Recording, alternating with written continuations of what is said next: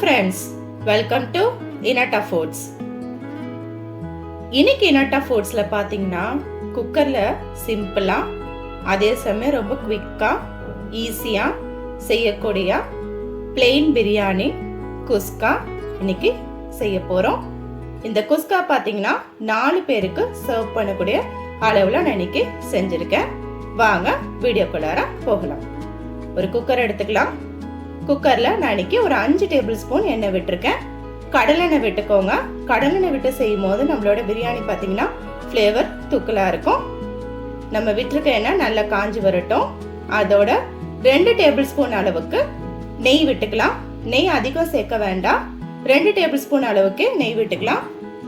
நெய் விட விருப்பம் இல்லாதவங்க எக்ஸ்ட்ரா இன்னும் 2 டேபிள் ஸ்பூன் எண்ணெய் விட்டுக்கோங்க.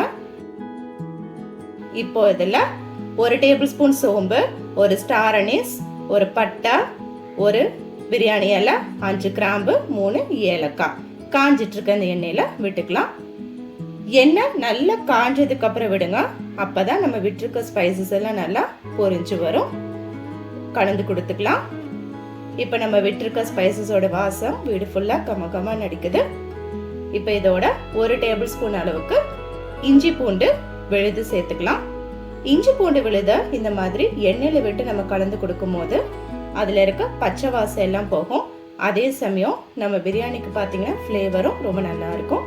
அதுக்காக நம்ம இஞ்சி பூண்டு பேஸ்ட்டை இந்த மாதிரி எண்ணெயில கலந்து கொடுத்துக்கிறோம். அடுப்பு மிதமான தீயிலே வச்சு செய்யுங்க. ஹை ஃப்ளேம்ல வச்சிட வேண்டாம், இல்லைன்னா கரிஞ்சு போயிடும். நம்ம விட்டுருக்க இஞ்சி பூண்டு பேஸ்டோட பச்சை வாசம் எல்லாமே போயிடுச்சு. இப்போ நம்ம இதில் எடுத்து வச்சிருக்க 3 பச்சை மிளகாய் விட்டுக்கலாம். நான் பச்சை மிளகாய் நடுவில் ஸ்லிட்டு போட்டு விட்டுருக்கேன்.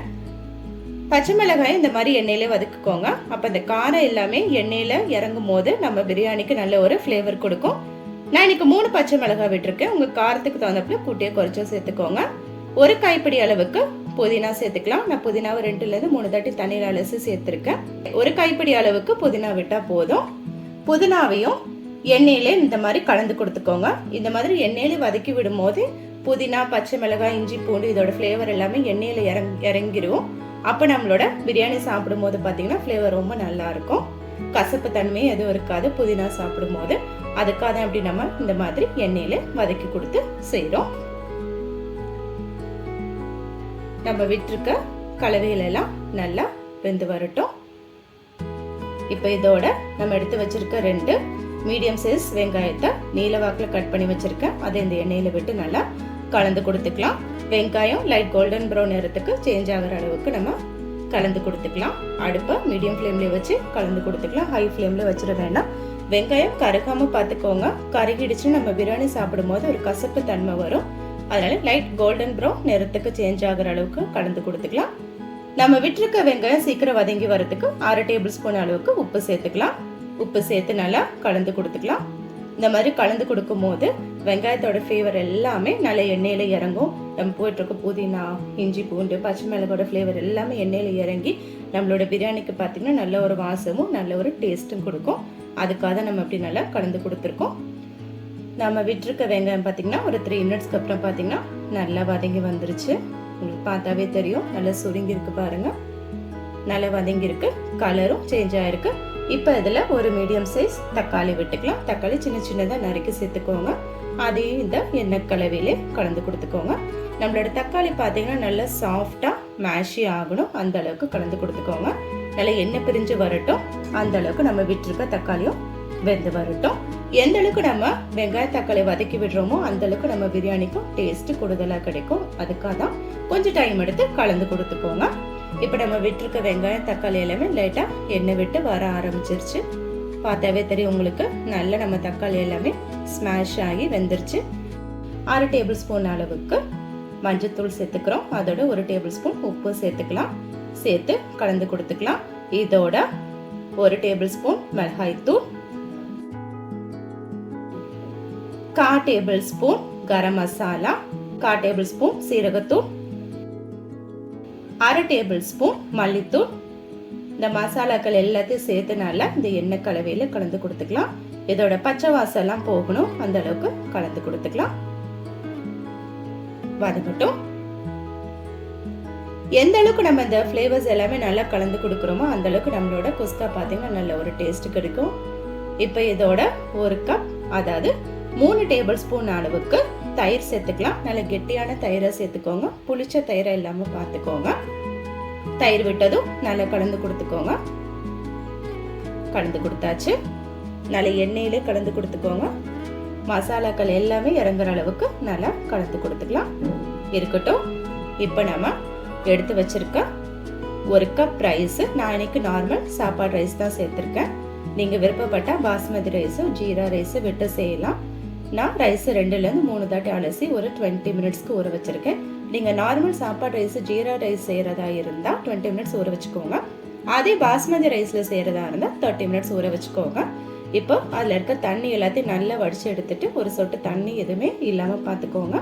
இப்போ இந்த ரைஸ் எல்லாத்தையும் நம்ம இந்த எண்ணெய் கலவையில் விட்டுக்கலாம். இந்த மாதிரி நல்லா எண்ணெய் பிரிஞ்சு வரணும். அப்போ தான் நம்ம மசாலாக்கள் எல்லாமே நல்லா வதங்கி வந்திருக்கும். இப்போது இந்த ரைஸை இந்த கலவைகளை விட்டுக்கலாம்.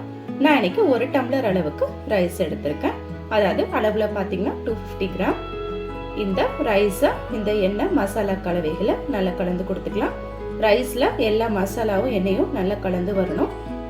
ஒரு நிமிஷத்துக்கு கலந்து இது மாதிரி கொடுத்துக்கலாம். அடுப்பு மீடியம் ஃப்ளேம்லேயே வச்சு செய்யுங்க. ஹை ஃப்ளேமில் வச்சிட வேண்டாம். நல்லா கலந்து கொடுத்துக்கலாம். நம்மளோட ரைஸ் பாருங்கள் நல்லா மசாலாலாம் நல்லா கலந்து வந்திருக்கு. இப்போ நான் 1 கப் ரைஸுக்கு 2 கப் அளவுக்கு தண்ணி விடுறேன். நார்மல் சாப்பாடு ரைஸு இல்லை ஜீரா ரைஸு செய்கிறதா இருந்தால் 2 கப் அளவுக்கு தண்ணி விட்டால் போதும். அதே நீங்கள் பாஸ்மதி ரைஸு செய்கிறதா இருந்தால் 1.5 கப் அளவுக்கு தண்ணி விட்டுக்கோங்க. தண்ணி விட்டு நம்ம மசாலாக்கள் அரிசி எல்லாமே கலந்து வர அளவுக்கு ஒரு லைட்டாக கலந்து கொடுத்துக்கலாம். இப்போ அடுப்பை ஹை ஃப்ளேம்லேயே வச்சுக்கோங்க. ஹை ஃப்ளேம்லேயே வச்சு நல்ல ஒரு கொதி வரணும். ஒரு கொதி வந்ததுக்கப்புறம் அதில் இருக்க எண்ணெயெல்லாம் நகட்டி விட்டுட்டு உப்பு காரம் எல்லாம் கரெக்டாக இருக்கான்னு செக் பண்ணிக்கலாம். தேவைப்பட்டுச்சுன்னா ஆட் பண்ணிக்கலாம். இப்போ லைட்டாக ஒரு கொதி வந்ததுக்கப்புறம் ஒரு அரை மூடி எலுமிச்சம்பழ சாறு இதில் சேர்த்துக்கலாம். நம்ம ஆல்ரெடி தயிர் ஒரு 3-4 டேபிள் ஸ்பூன் சேர்த்துருக்கோம். அதனால அரை மூடி எலுமிச்சம்பழம் போதுமானது. இப்போ நல்ல ஒரு கலந்து கொடுத்துட்டு ஹை ஃப்ளேமில் வச்சு உப்பு காரம் எல்லாமே செக் பண்ணிக்கலாம்.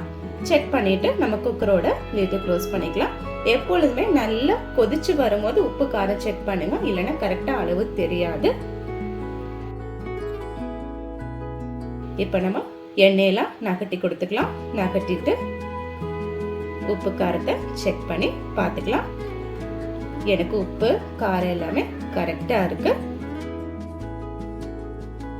இப்போ நம்ம இதில் குக்கரோட லிட்டு போட்டு க்ளோஸ் பண்ணிக்கலாம். க்ளோஸ் பண்ணிட்டு விசில் விட்டுக்கலாம். அடுப்பு ஹை ஃப்ளேம்லேயே இருக்கட்டும். ஹை ஃப்ளேம்லேயே வச்சு ஒரு விசில் வரட்டும். ஒரு விசில் வந்ததுக்கப்புறம் அடுப்பை ஸ்லோ ஃப்ளேமில் வச்சுக்கலாம். வச்சுட்டு செகண்ட் விசில் வந்ததுக்கப்புறம் ஸ்டவ் ஆஃப் பண்ணிக்கலாம்.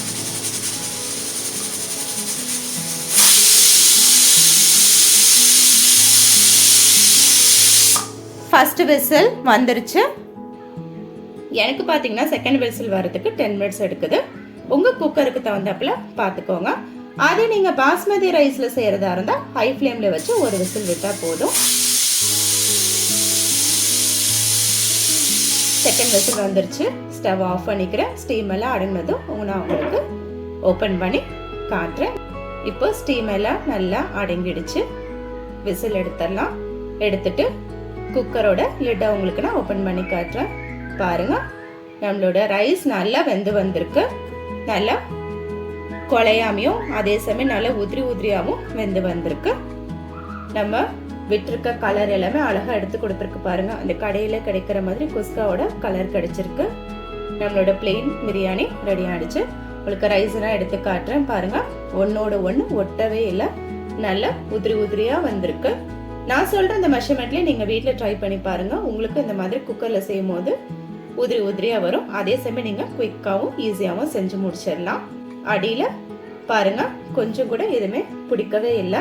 நம்ம எடுக்க பாருங்கள், ரைஸு நல்லா உதிரியாக வந்துட்டே இருக்கு. நான் சொல்கிற இந்த அளவுகளே நீங்கள் ட்ரை பண்ணி பாருங்கள். ட்ரை பண்ணி பார்த்துட்டு உங்கள் ஃபீட்பேக்கை கமெண்ட் பாக்ஸில் தெரிவிங்க. நான் இந்த பிளெயின் பிரியாணியை சுவையான அதே சமயம் ஹெல்த்தியான ஒரு ரைத்தாவோட சர்வ் பண்ண போகிறேன். நீங்களும் இந்த ரெசிபி உங்கள் வீட்டில் ட்ரை பண்ணி பாருங்கள். ட்ரை பண்ணி பார்த்துட்டு உங்கள் ஃபீட்பேக்கை கமெண்ட் பாக்ஸில் தெரிவிங்க. மீண்டும் உங்களை அடுத்த ரெசிபியில் மீட் பண்ணும் வரை பாய், டேக் கேர்.